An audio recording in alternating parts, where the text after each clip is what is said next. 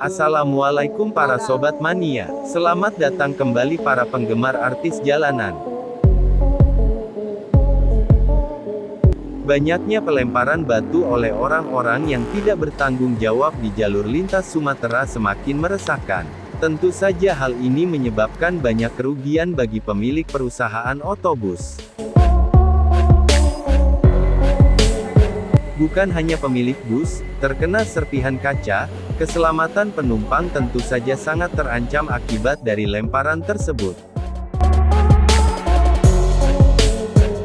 Lantas apakah tujuan mereka lakukan hal biadab tersebut? Apakah ada motif balas dendam, ingin melakukan pencurian, atau hanya sekedar iseng? Tak ada yang tahu pasti penyebabnya.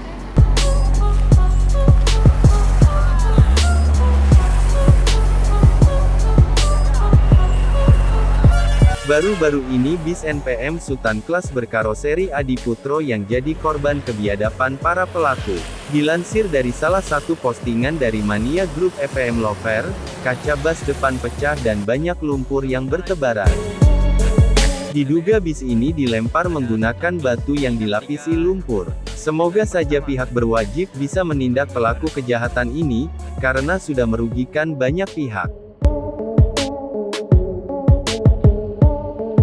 Kejadian seperti ini bukanlah masalah baru bagi bus yang mengarungi lintas Sumatera, namun aksi tersebut sudah terjadi dari dulu.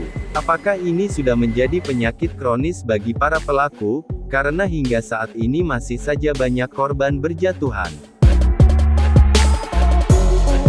Terima kasih sudah menonton video ini, semoga bermanfaat. Wassalam.